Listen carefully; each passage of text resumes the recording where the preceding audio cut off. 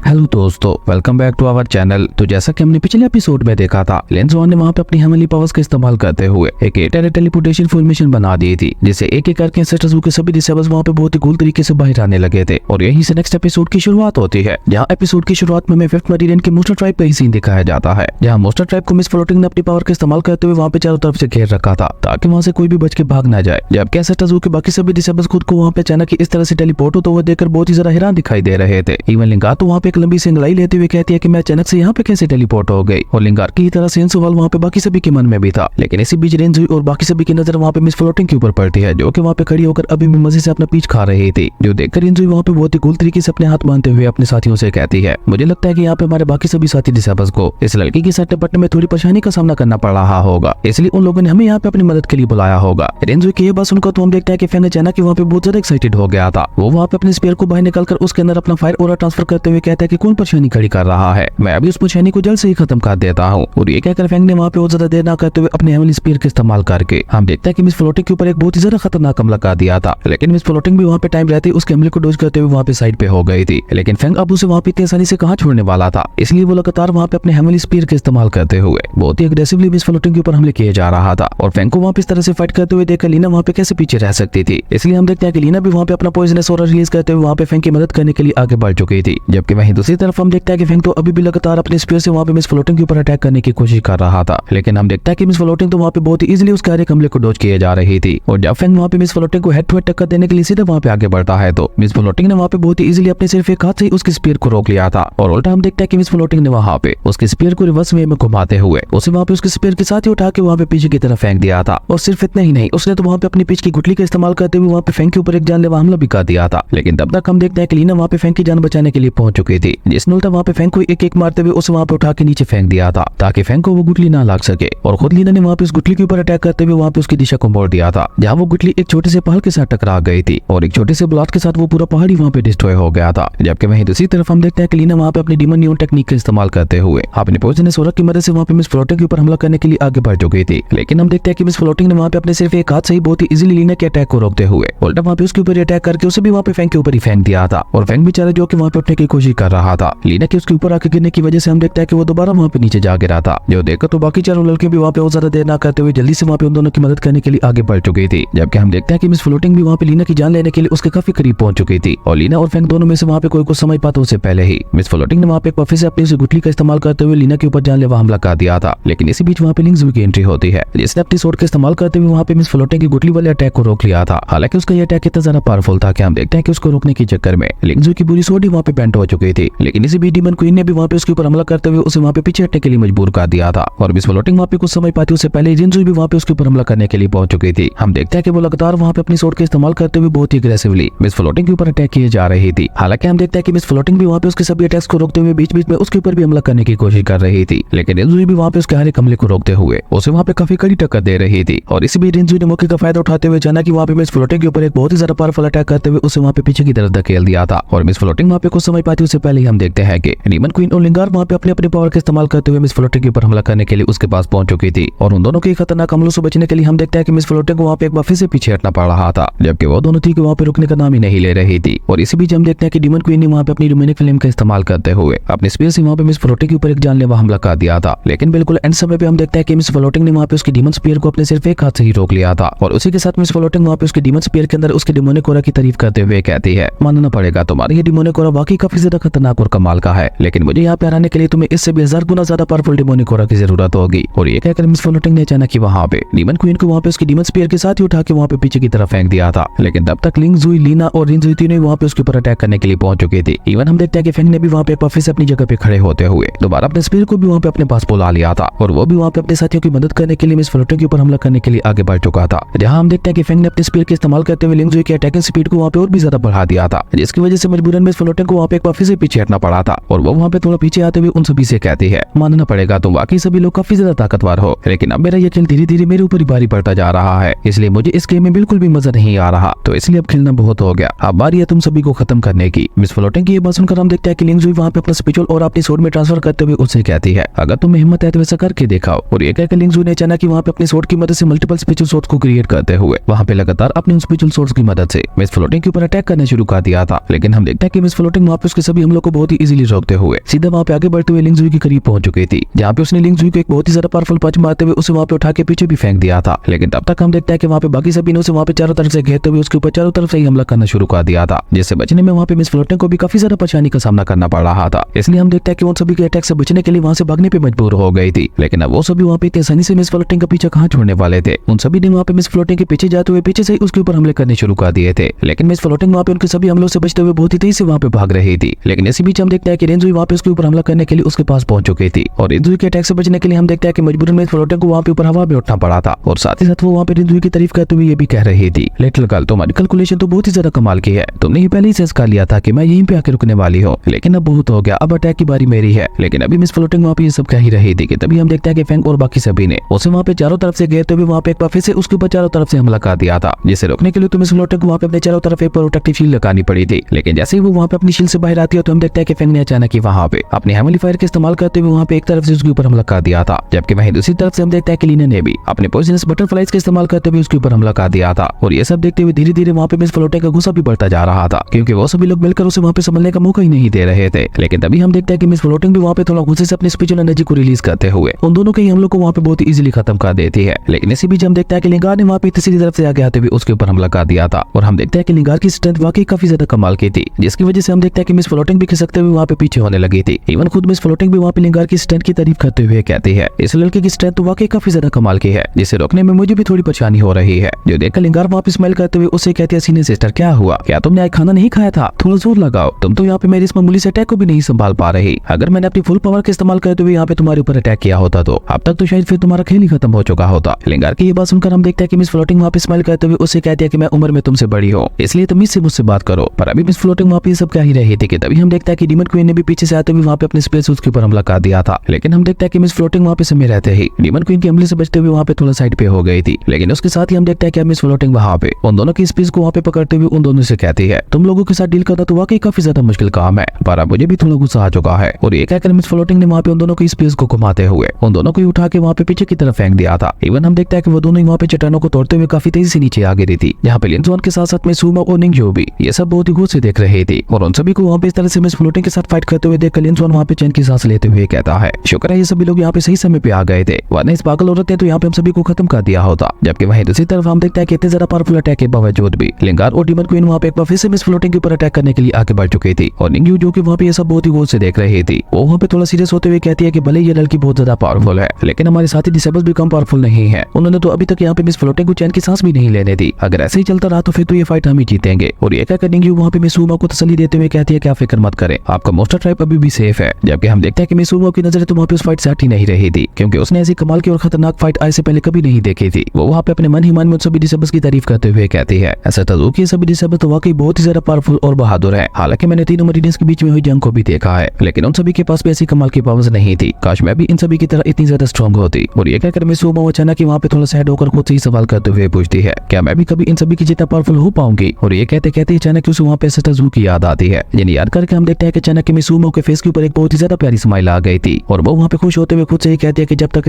तजु मेरे साथ है तब तक भला मुझे घबराने की क्या ही जरूरत है, और हो सकता है मेरे कहने पर वो भी मुझे अपने सभी डिसेबल्स की तरह पावरफुल बना दे। मिसूमा को वहाँ पे इस तरह से अपनी सोचों में डूबा हुआ देखकर निंगजो उसे वहाँ पे वापस सोच में लाते हुए उससे पूछती है, मिसूमा आप किन सोचों में डूबी हुई है। निंगजो की ये बात सुनकर हम देखते हैं कि मिसूमा वहाँ पे थोड़ा हड़बड़ाते हुए कहती है कि नहीं मैं तो ऐसा कुछ भी नहीं सोच रही थी, और आप बिल्कुल ठीक कह रही है, ये सभी मिलकर वाकई यहाँ पे मिस फ्लोटिंग को संभाल लेंगे। और ये कहकर वो वहाँ पे लिनजुआन की भी तारीफ करते हुए कहती है, आपकी ये वाली 8 टेलीपोर्टेशन फॉर्मेशन तो वाकई काफी ज्यादा कमाल की थी, जो इतनी दूर से इन सभी डिसेबल्स को टेलीपोर्ट करते हुए यहाँ पे ले आए। ऐसी कमाल की टेलीपोर्टेशन फॉर्मेशन आज से पहले मैंने कभी नहीं देखी। क्या आप मुझे बता सकते हैं कि आपने इस टेलीपोर्टेशन फॉर्मेशन को कैसे बनाया था। मिसूमा को ये बात सुनकर हम देखते हैं कि लिनजुआन उसे वहाँ पे जवाब देते हुए कहता है कि नहीं आप गलत समझ रही है, इन सभी को मैंने यहाँ पे नहीं बुलाया, मैंने तो बस यहाँ पे खुद को हेमली स्टोन के साथ जोड़ते हुए ऐसा तजु तक पैगाम पहुंचाया था कि हम सभी यहाँ पे खतरे में हैं, और उन्होंने ही उस हेमली स्टोन की मदद से यहाँ पे मेरी मदद की थी इस हेमली 8 टेलीपोर्टेशन फॉर्मेशन को एक्टिवेट करने की। और ये सब तो कुछ भी नहीं था। आप जानते हैं कि अगर ऐसे तजु यहाँ पे होते तो क्या होता, वो यहाँ पे अपनी सिर्फ एक फिंगर स्नैप से ही इस सारे मैटर को यहाँ पे खत्म कर चुके होते। फिर चाहे उनके सामने कोई भी होता, वो एक पल के लिए भी ऐसे तजु के सामने टिक नहीं पाता, और टिकना तो दूर की बात है, इवन ऐसे तजु की पावर्स तो यहाँ पे लोगों के एग्जिस्टेंस इस वर्ल्ड से खत्म कर देती है। उनके जितना पावरफुल इस दुनिया में कोई भी नहीं है। ऐसे तजु की सारी तारीफें सुनकर तो हम देखते हैं कि मिसूमा वहाँ पे ऐसे तजु से और भी ज्यादा इंप्रेस हो चुकी थी। जबकि लिनजुआन वहाँ पे कुछ सोचते हुए कहता है, लेकिन एक बात मुझे यहाँ पे समझ नहीं आ रही कि मैंने तो यहाँ पे ऐसे तजु की मदद से हेमली 8 टेलीपोर्टेशन फॉर्मेशन बनाई थी और पोर्टल यहाँ पे 8 ही एक्टिवेट हुए थे, लेकिन फिर यहाँ पे ये सिर्फ 6 लोग ही क्यों आए हैं? कहीं टेलीपोर्टेशन फॉर्मेशन को बनाने में मुझसे यहाँ पे कुछ गड़बड़ तो नहीं हो गई? लेंसवर्थ की ये बात सुनकर हम देखते हैं कि मिस हुमा भी वहाँ पे उससे कहती है क्या बिल्कुल ठीक कह रहे हैं, मैंने भी खुद देखा था कि यहाँ पे 8 पोर्टल ओपन हुए थे, लेकिन उनसे सिर्फ ये 6 लोग ही बाहर आए थे, तो फिर बाकी 2 लोग कहाँ हैं? लेकिन अभी मिस हुमा वहाँ पे ये सब कह ही रही थी कि तभी हम देखते हैं कि वहाँ पे एंट्री होती है वार ड्रैगन और हैप्पी की, और वार ड्रैगन ने तो वहाँ पे आते साथ ही अपनी फायर वर्क का इस्तेमाल करते हुए वहाँ पे मिस फ्लोटिंग के ऊपर एक बहुत ही ज्यादा खतरनाक हमला कर दिया था, जिससे भले मिस फ्लोटिंग ने खुद को वहाँ पे किसी तरह से बचा लिया था, लेकिन इस समय हम देखते हैं कि उसकी ड्रेस वहाँ पे जल गई थी, जो कि उसे किसी और ने नहीं बल्कि होली सन फेंग्स होने दी थी। ये उसकी फेवरेट ड्रेस थी और उसे वहाँ पे इस तरह से जलती हुई देखकर हम देखते हैं कि मिस फ्लोटिंग को वहाँ पे बहुत ही ज्यादा गुस्सा आ चुका था, इसलिए वो वहाँ पे अचानक आगे बढ़कर वहाँ पे वार ड्रैगन को लगातार गुस्से से पंचेस मारते हुए कहने लगी थी, ये मेरी फेवरेट ड्रेस थी, इसे जलाने की तुम्हारी हिम्मत भी कैसे हुई? लेकिन इसी बीच हम देखते हैं कि इमोर्टल डॉग हैप्पी भी उसे वहाँ पे काफी ज्यादा परेशान कर रहा था, और इसी बीच हैप्पी ने आगे बढ़ते हुए वहाँ पे बहुत ही कूल तरीके से अपने सभी साथियों को वहाँ पे हेलो भी बोल दिया था, जबकि वहीं दूसरी तरफ हम देखते हैं कि मिस फ्लोटिंग तो अभी भी लगातार वहाँ पे वार ड्रैगन को पंचेस मारे जा रही थी, और साथ साथ वो वहाँ पे उसे ये भी कह रही थी अब तो मैं तुम्हें बिल्कुल भी जिंदा नहीं छोड़ने वाली। लेकिन हम देखते हैं कि उसके किसी भी अटैक का वहाँ पे वार ड्रैगन के ऊपर कोई भी असर नहीं हो रहा था, क्योंकि उस वार ड्रैगन की बॉडी इतनी ज्यादा सख्त थी कि उसे मिस फ्लोटिंग के पंचेस वहाँ पे महसूस ही नहीं हो रहे थे। और इसी बीच हम देखते हैं कि वार ड्रैगन अचानक आगे बढ़ते हुए वहाँ पे एक बड़े से पहाड़ के साथ टकरा गया था, लेकिन मिस फ्लोटिंग पहले ही जंप करते हुए वहाँ पे साइड पे हो गई थी, जो देखकर फेंग और बाकी सभी को वहाँ पे उसके ऊपर काफी ज्यादा गुस्सा आ रहा था, और उन सभी को वहाँ पे और ज्यादा चढ़ाने के लिए मिस फ्लोटिंग वहाँ पे जोर जोर से हंसने लगी थी, जो देखकर फेंग वहाँ पे गुस्से से चिल्लाते हुए उसे कहता है कि तुम यहाँ पे इस तरह से हंस क्यों रही हो, अभी तक ये फाइट खत्म नहीं हुई। और ये कहकर जैसे फेंग दोबारा वहाँ पे उसके ऊपर हमला करने के लिए आगे बढ़ने की कोशिश करता है, तो रेंजर उसे वहीं पे रुकते हुए कहती है कि रुक जाओ, मुझे इस लड़की में अचानक यहाँ पे कुछ गड़बड़ लग रही है। और इंद्र की ये बात बिल्कुल सच भी थी, क्योंकि हम देखते हैं कि अब मिस फ्लोटिंग की बॉडी से बहुत ही ज्यादा पावरफुल ब्लैक ऑरा निकलने लगा था, और मिस फ्लोटिंग वहाँ पे उन सभी को देखते हुए कोल्ड टून में उन सभी से कहती है कि तुम सभी ने मेरे साथ फाइट करते हुए मुझे यहाँ पे बहुत ही ज्यादा गुस्सा दिला दिया है, जो कि अब यहाँ पे तुम सभी की मौत से ही शांत होगा। अब मैं तुम सभी को यहाँ पे इतनी ज्यादा बुरी मौत देने वाली हूँ कि तुम सभी की बॉडीज तक भी यहाँ पे किसी को नहीं मिलेंगी। उसके बाद सीन चेंज होता है, हमें थर्ड मेरिडियन का सीन दिखाया जाता है, जहाँ पे एसेटाजू ने अपने हेवनली स्टोन की मदद से उस टेलीपोर्टेशन एरो को वहाँ पे ठीक कर दिया था। जबकि जैसे ही एसेटाजू वहाँ से जाने की कोशिश करते हैं तो हम देखते हैं कि उस लड़की की बॉडी के अंदर मौजूद ब्लैक पावर्स वहाँ पे एक वापस से आउट ऑफ कंट्रोल होने लगी थी, जिसकी वजह से उस लड़की को वहाँ पे अपनी बॉडी में बहुत ही ज्यादा पेन हो रहा था। इवन वो दर्द के मारे रोते हुए वहाँ पे छटपटा रही थी, और साथ ही साथ वो रोते हुए वहाँ पे ये भी कह रही थी कि ये सब मुझे बहुत ही ज्यादा पेन दे रहा है, छोड़ दो मुझे, प्लीज निकल जाओ मेरी बॉडी से। लेकिन वो वहाँ पे जितना ज्यादा उस ब्लैक पावर को रोकने की कोशिश कर रही थी, वो ब्लैक पावर वहाँ पे उसकी बॉडी के अंदर जाते हुए उसे वहाँ पे उतना ही ज्यादा पेन दे रही थी, जो देखकर बनने करो वहाँ पे एसेटाजू से सवाल करते हुए पूछता है बॉस इस लड़की को यहाँ पे ये सब क्या हो रहा है, हमारे थर्ड मेरिडियन से जाने से इसे यहाँ पे इतनी ज्यादा तकलीफ क्यों हो रही है, और अचानक इस तरह से इसका ये दर्द कैसे जाग गया। वहीं एसेटाजू जो कि ये सब वहाँ पे बहुत ही गौर से देख रहे थे, बनने करो की ये बात सुनकर हम देखते हैं कि वो वहाँ पे बनने करो को कोई भी जवाब नहीं देते, और उन्होंने अचानक वहाँ पे अपने एक फिंगर को ऊपर उठाते हुए अपनी डिवाइन स्पिरिचुअल पावर का इस्तेमाल करते हुए उसे वहाँ पे उस लड़की की तरफ पॉइंट कर दिया था, और अपने फिंगर को वहाँ पे उस लड़की की तरफ पॉइंट करते हुए सिर्फ इतना ही कहते हैं सील। और एसेटाजू कैसे कहते हैं हम देखते हैं कि एसेटाजू के फिंगर से उनकी डिवाइन स्पिरिचुअल एनर्जी निकलते हुए सीधा वहाँ पे उस लड़की की बॉडी के अंदर जाने लगी थी, जिसने देखते ही देखते उस लड़की की बॉडी से ब्लैक पावर को बाहर निकालना शुरू कर दिया था, जिसकी वजह से हम देखते हैं कि एसेटाजू की डिवाइन स्पिरिचुअल एनर्जी वहाँ पे चारों तरफ फैलने लगी थी। इवन हम देखते हैं कि वो एनर्जी वहाँ पे इतनी ज्यादा बढ़ चुकी थी कि वो सीधा वहाँ पे ऊपर आसमान में जाने लगी थी, जो देखकर तो बनने करो की हैरानगी का वहाँ पे कोई ठिकाना ही नहीं था। वो वहाँ पे चौंकते हुए एसेटाजू से कहता है एसेस्टर क्या अभी अभी आपने जिस सीलिंग टेक्निक का इस्तेमाल किया है वो एक टाइम एंड स्पेस वाला मेथड था, जो कि किसी के भी दर्द को एक ही झटके में खत्म कर सकता है, लेकिन ऐसे कमाल के स्पेस मेथड के बारे में तो मैंने सिर्फ रूमर्स ही सुने थे, और मुझे तो लगा था कि ये बस एक अफवाह ही होगी, क्योंकि आज तक मैंने किसी को भी स्पेस पावर्स का इस्तेमाल करते हुए नहीं देखा, इसलिए मुझे लगता था कि ये सब बस अफवाह है, ऐसी कोई स्पेस पावर्स एग्जिस्ट ही नहीं करती। लेकिन आज तो मैंने उन स्पेस पावर्स को अपनी आंखों से देख लिया, जो कि वाकई बहुत ज्यादा कमाल की थी। और इसी तरह से बनने को वहाँ पे एसेटाजू की तारीफें करने लगा था, जबकि एसेटाजू तो वहाँ पे कुछ और ही सोच रहे थे। वो वहाँ पे उस लड़की की बॉडी को बहुत ही गौर से देखते हुए कहते हैं इसकी स्किन के अंदर ही ब्लैक पावर ऑफ करप्शन मौजूद है। और इसी के साथ साथ हम देखते हैं कि एसेटाजू को वहाँ पे फिफ्थ मेरिडियन की भी याद आ रही थी। वो वहाँ पे खुद से ही कहते हैं मुझे उम्मीद है कि फेंग और बाकी सभी ने वहाँ पे सिचुएशन को संभाल लिया होगा। खैर उसके बाद वहाँ पे एक बार फिर से सीन चेंज होता है, और हमें दोबारा वहाँ पे फिफ्थ मेरिडियन के इमॉर्टल क्लैन का सीन दिखाया जाता है, जहाँ पे ओली सन ने क्यांसी की बॉडी से उसकी डीमन एसेटर वाली सोल कोर को बाहर निकाल लिया था, जिसकी वजह से हम देखते हैं कि क्यांसी की हालत वहाँ पे काफी ज्यादा खराब दिखाई दे रही थी, जबकि ओली सन फेंगजू खुद वहाँ पे उस डीमन एसेटर वाली सोल कोर को रिफाइन करते हुए उसे वहाँ पे ऑब्जर्व करने की कोशिश कर रहा था। और उस डिमोनिक कोर की पावर को महसूस करके वो वहाँ पे खुश होते हुए कहता है ये डिमोनिक कोर तो वाकई बहुत ज्यादा कमाल की है। अब मुझे समझ आ रही है कि क्यांसी अचानक से इतना ज्यादा पावरफुल कैसे हो गया था, पर अभी भी इसे यहाँ पे पूरी तरह से रिफाइन करके इसकी पावर को ऑब्जर्व करने के लिए मुझे यहाँ पे काफी ज्यादा समय लगने वाला है। पर कोई बात नहीं, इन खतरनाक पावर्स को पाने के लिए मैं इतना तो कर ही सकता हूँ, और वैसे भी अभी मेरे पास काफी ज्यादा समय मौजूद है इस डिमोनिक कोर की सारी पावर्स को ऑब्जर्व करने के लिए। एक बार मैंने इस डिमोनिक कोर की सारी पावर्स को ऑब्जर्व कर लिया, उसके बाद तो मुझे अपने इरादों में कामयाब होने से कोई भी नहीं रोक पाएगा, वो so called powerful zoo young भी नहीं। मुझे लगता है इस पर्सन को अपनी जिंदगी से बिल्कुल भी प्यार नहीं है, जो ये हेलगुड को खत्म करने के प्लान बना रहा है। लेकिन ये बेचारा कहा जाता है कि मौत तो खुद इसके आसपास है, बस ऐसे तजू के यहाँ पे आने की देर है, और उसके बाद इसका खेल हमेशा हमेशा के लिए खत्म। जबकि हम देखते हैं कि ओली सन वहाँ पे क्यांसी की तरफ देखते हुए उसे कहता है कि मानना पड़ेगा तुम्हारी डिमोनिक पावर्स वाकई काफी ज्यादा कमाल की है, मैंने तुम्हारी बॉडी से डिमोनिक कोर तक को बाहर निकाल लिया, लेकिन तुम उसके बावजूद भी अभी तक भी जिंदा जिंदा हो। हालांकि डिमोनिक कोर के तुम्हारी बॉडी से बाहर निकलने के बाद तो तुम्हें एक मोर्टल बन जाना चाहिए था, लेकिन फिर भी तुमने अपनी सोल पावर का इस्तेमाल करते हुए ऐसा नहीं होने दिया। आगे तुम खुद को बचाने के लिए इतनी ज्यादा मेहनत क्यों कर रहे हो? जब तुम्हारी ये सारी डिमोनिक पावर्स मेरी हो जाएगी तब तो तुम्हें मरना ही होगा। लेकिन कोई बात नहीं, तुम्हारी ये सोल पावर भी कम पावरफुल नहीं है, ये भी मेरे काफी ज्यादा काम आ सकती है। और ये कहकर होली सन ने वहाँ पे इशारे से लियो ज़ेन और डोंगमी दोनों को ही वहाँ पे कैंसी के ऊपर हमला करने के लिए कह दिया था। होली सन की ये बात सुनकर हम देखते हैं कि उन दोनों ने भी वहाँ पे ज्यादा देर न करते हुए जल्दी से वहाँ पे कैंसी की सोल के ऊपर हमला करना शुरू कर दिया था। लेकिन कैंसी की हालत वहाँ पे इतनी ज्यादा खराब हो चुकी थी कि हम देखते हैं कि उसे तो वहाँ पे सबसे ज्यादा फर्क ही नहीं पड़ रहा था। जो देखकर होली सन वहाँ पे कोल्ड टून में कहता है कि मुझे लगता है ये ऐसे नहीं मानने वाला, हमें एक बार फिर से इसके साथ जबरदस्ती ही करनी होगी। लेकिन अभी होली सन वहाँ पे ये सब कह ही रहा था कि तभी उसे वहाँ पे मिस फ्लोटिंग की आवाज सुनाई देती है जो कि वहाँ पे तट में थी। और ये एहसास होते ही हम देखते हैं कि होली सन वहाँ पे और ज्यादा देर ना करते हुए जल्दी से वहाँ पे मिस फ्लोटिंग की तरफ ही बढ़ गया था। और होली सन के पीछे पीछे हम देखते हैं कि लियो ज़ेन और डोंगमी भी उसके पीछे चले गए थे। और जैसे ही वो लोग वहाँ से जाते हैं तो कैंसी की बॉडी के अंदर से ही कुछ बोलते हुए वहाँ पे कैंसी से कहता है अभी भी हमारे प्लान को एग्जीक्यूट करने के लिए सही समय नहीं आया, इसलिए अभी हम कुछ भी नहीं कर सकते। पर मैं एक बात का तुमसे वादा करता हूँ कि मैं तुम्हें कुछ भी नहीं होने दूंगा। और इसी कमाल के सीन के साथ हमारी अमेजिंग एपिसोड यहीं पे खत्म हो गया था। इसका मतलब है कि कैंसी यहाँ पे कोई बहुत ही बड़ा प्लान करके आया हुआ था। अब वो प्लान क्या था ये तुम्हें आने वाले एपिसोड में ही पता चलेगा। और इसका आने वाला एपिसोड तो और भी ज्यादा कमाल का होने वाला है। अगर आपको उसकी ट्रेलर एक्सप्लेनेशन चाहिए तो मुझे कमेंट करके बता देना। अगर आपको वीडियो अच्छी लगी तो लाइक कर दें और अगर चैनल पे नए आए हो तो सब्सक्राइब करते जाना। तो मिलता है एक नई वीडियो में, तब तक के लिए बाय।